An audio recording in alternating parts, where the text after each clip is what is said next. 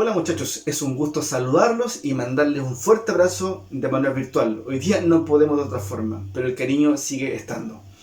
Como día domingo, día de lecciones, de estudiar, de aprender, los invito a entrar en este apasionante Evangelio según Mateo, donde veremos desde el inicio del nacimiento de Jesús, su muerte y su resurrección.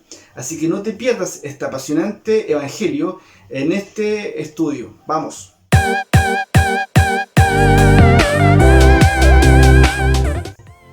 El libro de Mateo es de autoría anónima, pero se le atribuye al recaudador de impuestos de ese tiempo, que era Mateo. Es uno de los registros más cercanos a los hechos ocurridos con Jesucristo, y data por allá de los años 40, 50 de nuestra época. Y este dato es súper importante tenerlo en cuenta, porque 40, 50 años posterior a la muerte de Jesús, aún había gente que estaba viva y que había presenciado los hechos ocurridos descritos con Jesús. Dato súper importante.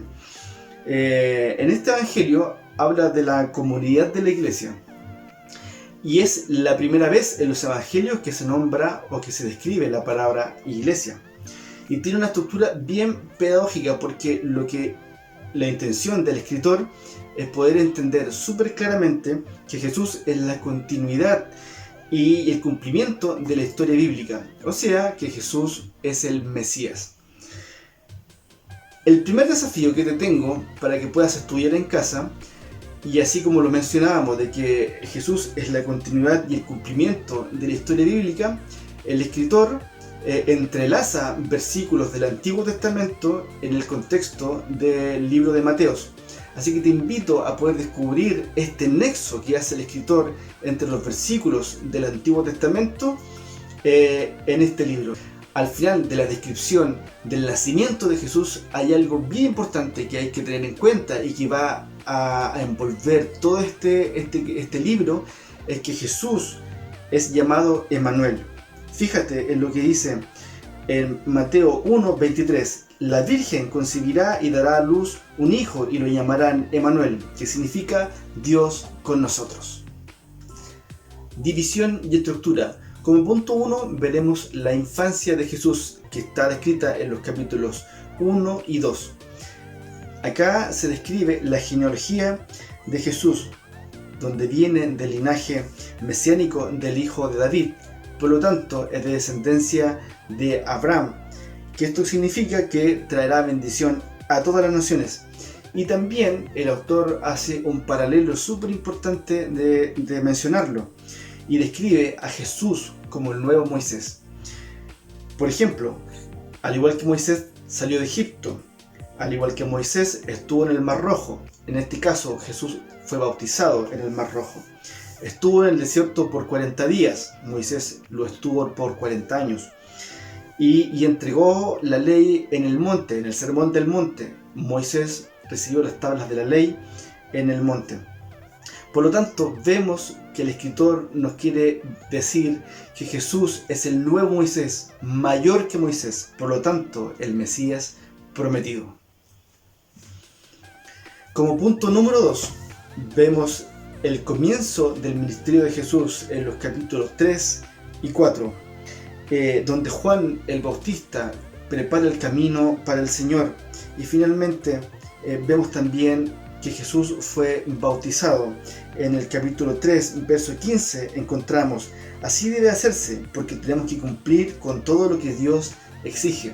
Para Jesús era importante cumplir con lo que estaba escrito, que tenía que ser bautizado.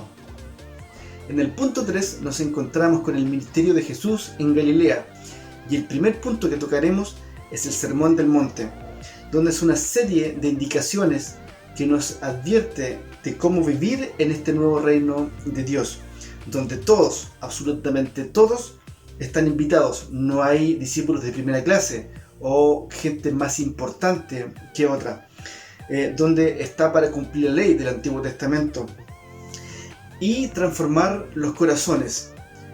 Y lo dice explícitamente: amar a Dios y al prójimo, y eso incluye a tus enemigos. El segundo desafío que te tengo en esta lección es fijarte en los tipos de personas que siguen a Jesús, que son personas ordinarias, transformadas por su fe para cumplir cosas extraordinarias. Así que el desafío es poder fijarse o analizar los tipos de personas con los que Jesús se está relacionando y están siguiendo recíprocamente a Jesús. Por ejemplo, sus discípulos, los tipos de personas que son. Fíjate y estudia en cómo son y te darás cuenta lo que mencioné en el primer punto. En el punto 4 veremos el ministerio de Jesús por diversas regiones. Y acá hacemos un paralelismo o hacemos expectativa versus realidad. ¿Por qué? Porque Jesús se estaba convirtiendo en el Mesías, tanto para no judíos como para judíos. Pero los fariseos seguían creyendo que Jesús era un blasfemo. ¿Y por qué? Porque ellos tenían la idea de un Mesías descrito en el Salmo 2 o en Daniel 2, donde este Mesías sería victorioso, derrotaría a los paganos mediante las fuerzas, mediante el poder. Y en este contexto se comienza a circular esta idea de los fariseos y Jesús le pregunta a sus discípulos: ¿quién dices que soy? Y Pedro le responde: el Mesías.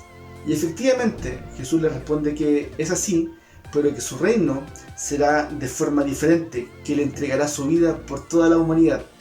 En consecuencia de esto viene el segundo sermón de vida en comunidad, donde explica el reino de cabeza. ¿Qué significa esto? Que Jesús da vuelta la idea que tenía en ese tiempo y dice que el último será el primero, que para ser honrado habrá que servir, que para que ser rico habrá que entregar las riquezas. Así que por esto se llama el reino de cabeza. Súper importante entender que para ser honrado hay que comenzar a servir. En el punto 5 vemos a Jesús en Jerusalén y el inicio de la pasión de Cristo. Recuerden que Jesús entra a Jerusalén y se dirige al templo, donde genera un gran alboroto al increpar a los líderes de ese tiempo porque estaban cometiendo acciones ilícitas en el templo. Templo donde convivía Dios y el pueblo judío.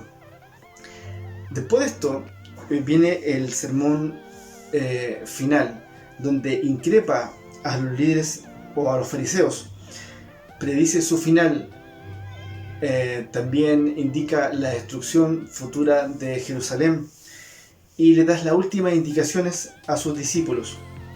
También vemos que se describe la última cena o la cena de Pascua, donde se hace una analogía entre la liberación de la esclavitud del pueblo de Israel en Egipto versus la liberación de la muerte a causa de nuestros pecados con la muerte venidera que estaría pronto a venir, donde también Jesús nos entrega nuevos símbolos para recordar su muerte, el pan y el vino. Luego de esto, Jesús es arrestado y llevado ante el Sanedrín.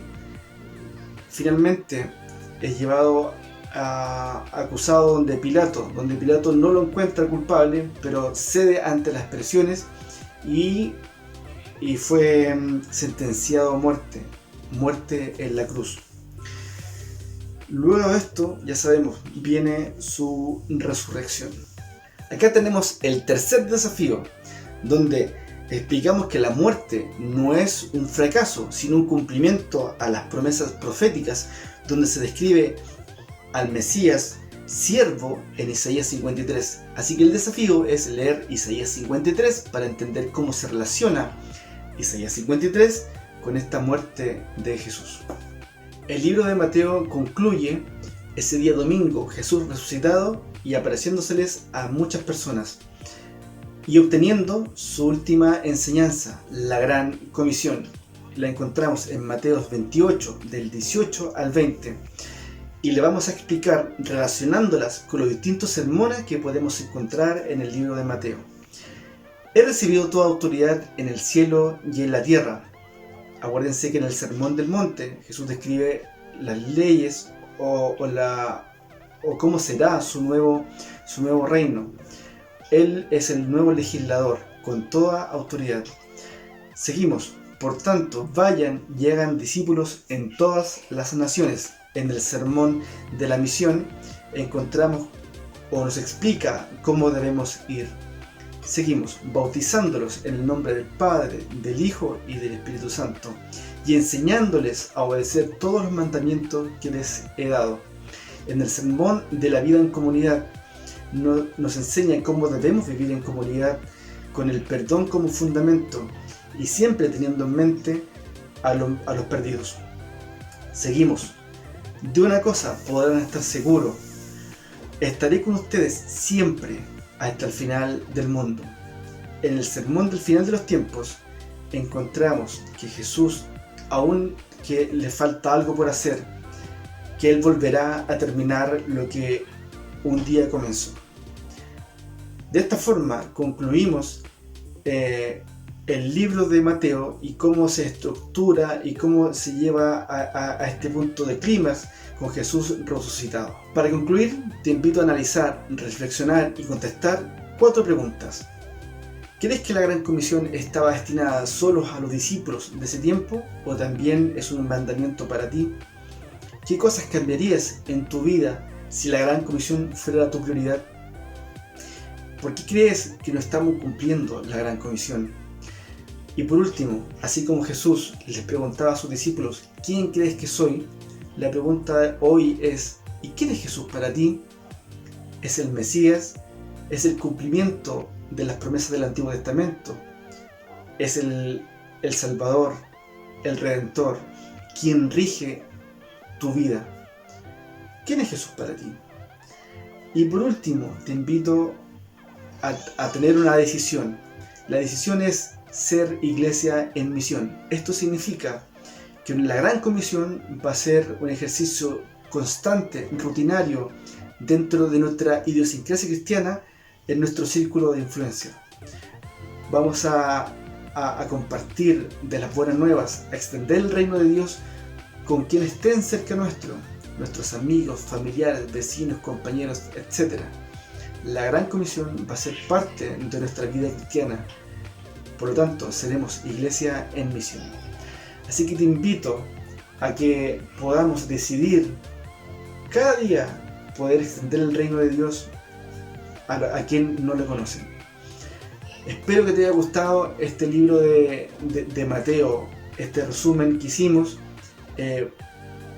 fluctuante entre su nacimiento, muerte y resurrección. A mí me pareció fabuloso leerlo y entenderlo de esta forma. Así que te invito a poder aprovechar los desafíos que te dejé, esos 3 desafíos, para que puedas estudiar en casa. Un abrazo, los queremos muchísimo y les mandamos de nuevo un abrazo virtual. Chao, que estén bien.